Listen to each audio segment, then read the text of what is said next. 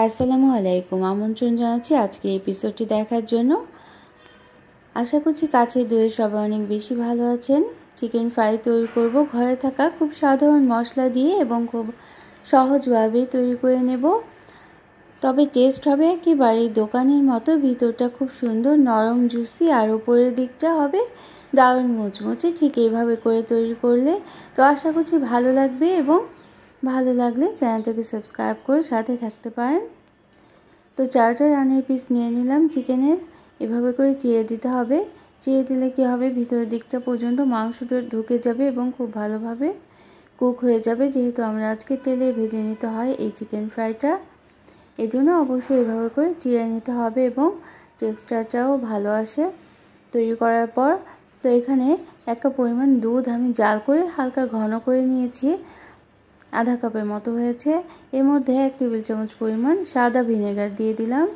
এই দুধটা কিন্তু অবশ্যই দিতে হবে, এর পরিবর্তে কিন্তু টক দইটাও দিয়ে নিতে পারেন। তো এর মধ্যে আমরা মশলাগুলো ব্যবহার করব, খুব সহজভাবেই তৈরি করে নেব। তো 1 টেবিল চামচ পরিমাণ আদা আর রসুনের পেস্ট দিলাম এবং 1 চা চামচ পরিমাণ শুকনো মরিচের গুঁড়ো, আধা চা চামচ পরিমাণ সাদা গোলমরিচের গুঁড়ো দিলাম। সাদা গোলমরিচের গুঁড়োর পরিবর্তে কালো গোলমরিচের গুঁড়োটাও দেওয়া যেতে পারে, তবে ঝাঁজটা একটু বেশি হয় কালো গোলমরিচের গুঁড়ো দিলে। আর আধা চা চামচ করে ধনে গুঁড়ো, জিরে গুঁড়ো এবং গরম মশলা গুঁড়ো দিয়ে দিলাম এবং পরিমাণ মতো লবণ দিয়ে দিয়েছি। এখানে আধা চামচের মতোই লবণ দিয়েছি 4 পিস চিকেনের জন্য। সয়া সস দিলাম 1 চা চামচ পরিমাণ। এখন খুব ভালোভাবে মিশিয়ে নিতে হবে, যেন কোনো মশলাগুলো গোটুলি পাকিয়ে না থাকে। এই বিষয়টা কিন্তু অবশ্যই খেয়াল করতে হবে। এখন আমরা চিকেন পিসগুলো দিয়ে দেব এবং ম্যারিনেট করে রাখতে হবে প্রায় 4 ঘন্টার মতো।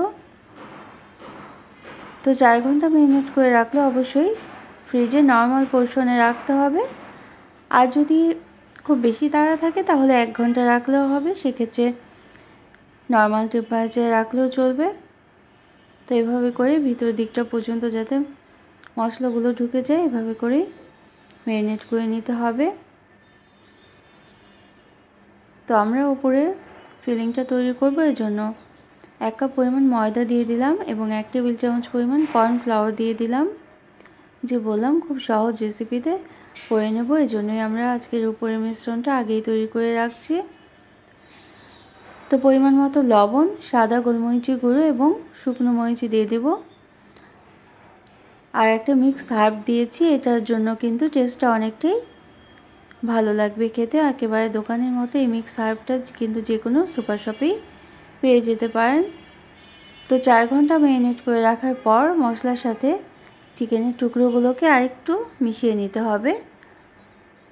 তারপর আমরা উপরে ময়দার মিশ্রণের সাথে কোট করাটাও কিন্তু একটা দেখার মতো বিষয়। এই বিষয়টি কিন্তু অবশ্যই খেয়াল করতে হবে। এভাবে চেপে চেপে ভিতরের দিক পর্যন্ত ময়দাগুলো ভালোভাবে দিয়ে দিতে হবে এবং তারপর ময়দাগুলোকে ঝেড়ে বাড়তি যে ময়দা ছিল সেটা ফেলে দিতে হবে এবং তারপর ভাজতে দিতে হবে। তো এই ছোটো ছোটো টিপসগুলো ফলো করলেই দোকানের মতো দারুণ মজাদার মুচমুচে এবং ভিতরটা নরম জুসি চিকেন ফ্রাইটা ঘরেই তৈরি করে নিতে পারবেন। তো তেলটা খুব ভালোভাবে গরম করে নিয়েছি এবং তারপর ময়দাটা মিক্সড করার পরেই কিন্তু তেলের মধ্যে দিয়ে দিতে হবে। বাড়তি ময়দাটুকু ঝেড়ে নিয়ে তেলের মধ্যে দিয়ে দিতে হবে। যদি এক সাইডে রেখে দেন তাহলে চ্যাপটা হয়ে যেতে পারে, এই জন্য মিশ্রণের মধ্যে গড়িয়ে সাথে সাথেই তেলের মধ্যে ভেজে নিতে হবে। আর একেবারে লো মিডিয়াম আঁচেই কিন্তু ভেজে নিতে হবে, তবে চুলার আঁচটা একটু বাড়িয়ে কমিয়েও নিতে পারেন প্রয়োজন মতো। তো এভাবে নেড়ে নেড়ে ভিতরটা পর্যন্ত যেন কুক হয়ে যায়, একটু সময় নিয়ে ধৈর্য নিয়ে এই চিকেন ফ্রাইটা ভেজে নিতে হবে। প্রিপারেশনটা এভাবে আগে করে নিলে খাওয়ার আগে এভাবে করে ভেজে নিতে পারেন, আর তাহলেই কিন্তু মুচমুচে চিকেন ফ্রাইটা পেয়ে যাবেন। তো রেসিপি ভালো লাগলে একটা লাইক দিবেন। যারা পর্যন্ত দেখলেন লাইক দিতে ভুলে গিয়েছেন তারা কিন্তু এই মুহূর্তে একটা লাইক দিয়ে দিতে পারেন এবং প্রয়োজনে কমেন্ট করতে পারেন আর শেয়ার করতে পারেন ফ্রেন্ডস অ্যান্ড ফ্যামিলির সাথে। আর যারা প্রথম ভিজিট করছেন তাই চাইলে চ্যানেলটিকে সাবস্ক্রাইব করে বেল বাটনটাকে একটা প্রেস করে রাখবেন, তাহলে নোটিফিকেশন পেয়ে পরবর্তী রেসিপিগুলো দেখে নিতে পারবেন।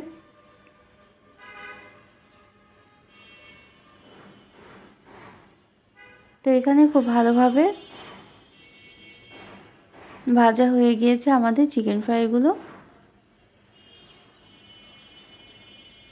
তো এভাবে একটু সময় নিয়ে যদি ভাজেন তাহলে কিন্তু নরম আর জুসি এবং উপরের দিকটা খুব মুচমুচে চিকেন ফ্রাইটা পেয়ে যাবেন।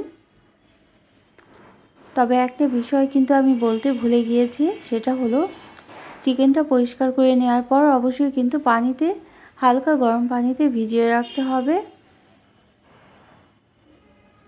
তারপর মশলা মাখিয়ে এভাবে করে ম্যারিনেট করে ভেজে নিতে পারেন।